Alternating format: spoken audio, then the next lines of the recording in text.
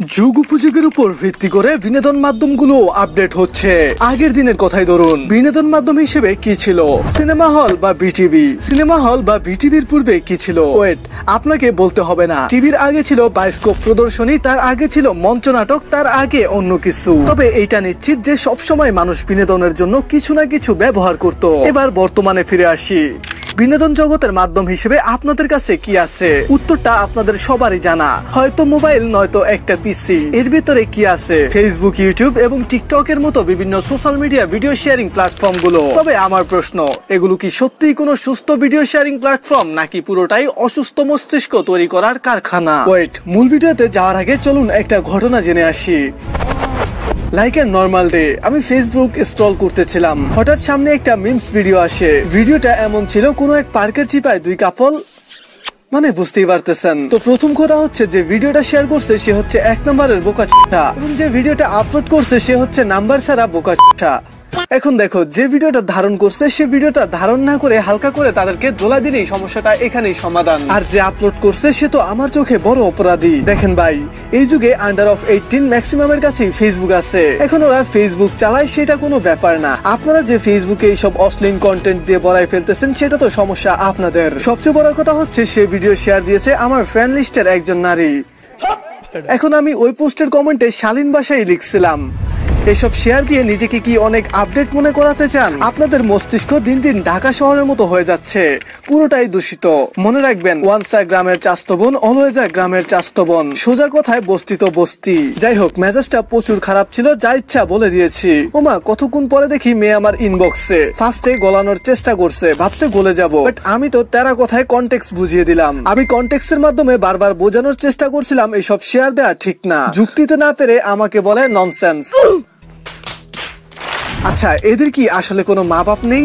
এটা জাস্ট ছোট্ট একটা এক্সাম্পল। এখন আপনি আমাকে বলেন, ওর রিলেটিভ, মা বাবা, ভাই বোন বা কেউ কি ওর ফ্রেন্ড লিস্টে নাই? ওকে কি তাহলে কেউই চিনে না ফেসবুকে? যে মেয়ে তার নিজস্ব ফেসবুক প্রোফাইলের টাইমলাইন নিয়ে এমন অশ্লীল ভিডিও শেয়ার করতে পারে, সে কোন কালচার থেকে বিলং করে আশা করি বুঝতে পারছেন। এদের এই অধপতনের পিছনে কি কন্টেন্ট ক্রিয়েটরদের কোনো হাত নেই? নিশ্চয়ই আছে, সরাসরি কন্টেন্ট ক্রিয়েটরদের হাত আছে। এই যে যারা ফেসবুকে মিমস ভিডিও বানায় বা এইসব অশ্লীলতাকে পাবলিকলি রিলিজ করে, প্রত্যেকটা বড় বড় পেজের মালিকের অবদান রয়েছে এদের এমন হওয়ার পিছনে। তারা ভাবছে তারা আপডেট হচ্ছে, আদত অর্থে তারা হচ্ছে And let's go on come to the point. গত কয়েকদিন আগে সিনজয় ভাই তার এক ভিডিওতে বলেছিল, আপনার বউ কেমন হবে তা অনেকটাই নির্ভর করে আপনি কাদের কন্টেন্ট দেখেন তার উপর। এই কথাটা কিন্তু সম্পূর্ণ সত্য ছিল। একটা মানুষ কেমন হতে পারে, কি করতে পারে, তার সাথে কি ঘটতে পারে, এইসব জানার জন্য আলৌকিক কোনো ক্ষমতার প্রয়োজন হয় না। একটা মানুষ কেমন হতে পারে তার 25% বলে দেওয়া যায় তার ইউটিউব ফেসবুকের হিস্ট্রি থেকে, আর বাকি 50% বলে দেওয়া যায় তার চলাফেরা, আচার আচরণ, কর্মকাণ্ড দেখেই। সুতরাং একটা মানুষ সম্বন্ধে মোটামুটি আপনি 75% অবজারভেশন করেই বলে দিতে পারবেন। মাইন্ড রিডিং করতে হলে তেমন কিছুরই প্রয়োজন পড়ে না। তরুণ প্রজন্মের লেখক মোহাম্মদ সৈকত আজিম তার প্রকাশিত প্রথম বই মুসা গালিব মিস্টার অবজারভার বইতে লিখেছেন, কারো চিন্তায় ঢোকার জন্য 4টি জিনিসের প্রয়োজন হয়।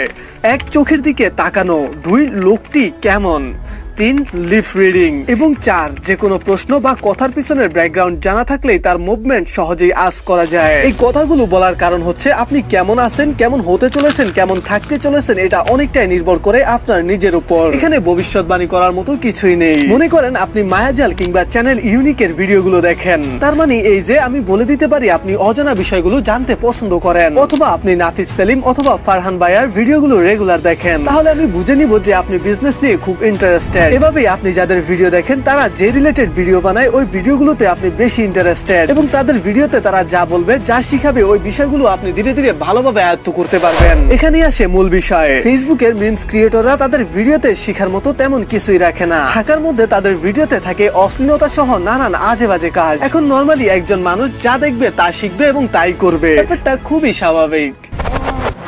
তরুণ প্রজন্মকে ধ্বংস করার মূল কারিগর হিসেবে কাজ করে থাকে টিকটক। 150টি দেশে 75টি ল্যাঙ্গুয়েজে 1 বিলিয়ন বারেরও বেশি ডাউনলোড করা হয়েছে এই অসুস্থ মস্তিষ্কের অ্যাপসটি। আমার কথা আপনাদের গায়ে লাগতে পারে যারা কিনা টিকটক পছন্দ করেন, আর আমি এতটুকু জানি বর্তমান বাংলাদেশে শতকরা 90% অ্যান্ড্রয়েড ইউজারই টিকটক ইউজ করে। হুমায়ুন আহমেদ তার কোনো এক বইতে বলেছিল, আমের ভিতরে থাকা পোকা কখনোই বুঝতে পারে না মিষ্টি কি জিনিস। অর্থাৎ আপনি যে জিনিসের মধ্যে থাকবেন সেই জিনিসের ভালো দিক কিংবা খারাপ দিক ততদিন পর্যন্ত পর্যন্ত বুঝতে পারবেন না যতদিন আপনি সেটা থেকে বেরিয়ে না আসছেন। টিকটক ব্যাপারটা মোটামুটি এমন হয়ে গিয়েছে, তরুণ প্রজন্মের সবাই টিকটক দেখে, নিজেরা অসুস্থ কন্টেন্ট তৈরি করে এবং সারাদিন বসে বসে অসুস্থ কন্টেন্টই দেখে থাকে। এই অ্যাপে 10 বছরের বাচ্চা থেকে শুরু করে মধ্যবয়সী পর্যন্ত মানুষের নানা রকম ভিডিও পোস্ট করতে দেখা যায়। এটি বিনোদনের পরিবর্তে সামাজিক অবক্ষয়ের কারণ হিসেবে দাঁড়িয়েছে। মাত্র কয়েক সেকেন্ডের ভিডিওতে নিজের ব্যঙ্গাত্মক মুখভঙ্গি কিংবা রম্য সংলাপে ঠোঁট মিলানোর প্রতিযোগিতায় নেমেছে তরুণ প্রজন্ম। সমাজের একটি বৃহৎ অংশ টিকটকের অন্ধকারে ডুবে যাচ্ছে প্রতিনিয়ত। অ্যাকাউন্ট খোলার কিছুক্ষণের মধ্যেই ক্ষতিকর কন্টেন্ট দিতে শুরু করে চীনা ভিত্তিক সোশ্যাল মিডিয়া প্ল্যাটফর্ম টিকটক। মাত্র 29 সেকেন্ডের এমন সব কন্টেন্ট দেখানো শুরু হয় যা কিশোর কিশোরীদের মানসিক স্বাস্থ্যের নেতিবাচক প্রভাব ফেলে। এক গবেষণায় দেখা যায় এসব কন্টেন্ট মানুষের আত্মহত্যার প্রবণতা বাড়ানোর মতো 6টি স্বাস্থ্য ঝুঁকি সৃষ্টি করে। আবার দেখা যায় খ্যাতির নেশায় টিকটক অ্যাপ ব্যবহার করে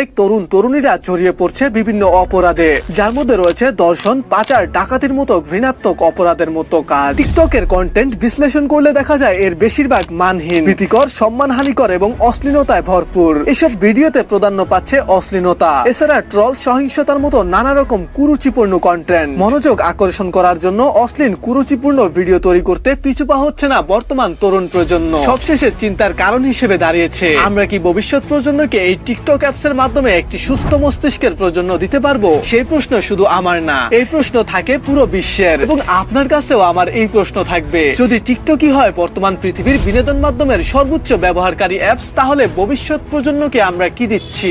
এছাড়াও টিকটক নামক বিষাক্ত প্ল্যাটফর্ম সময়ের সাথে সাথে কেড়ে নিয়েছে অনেক মানুষের প্রাণ। আর সত্যি কথা বলতে আজকের এই ভিডিওতে টিকটক নিয়ে কথা বলার মতো আমার কোনো চিন্তা ভাবনাই ছিল না। হঠাৎ করে টিকটকের নামটা মাথায় আসাতে কিছুটা মেজাজ হারিয়েছি। তো যাই হোক, ভালো থাকবেন, সুস্থ থাকবেন, দেখা হচ্ছে পরবর্তী ভিডিওতে। আল্লাহ হাফেজ।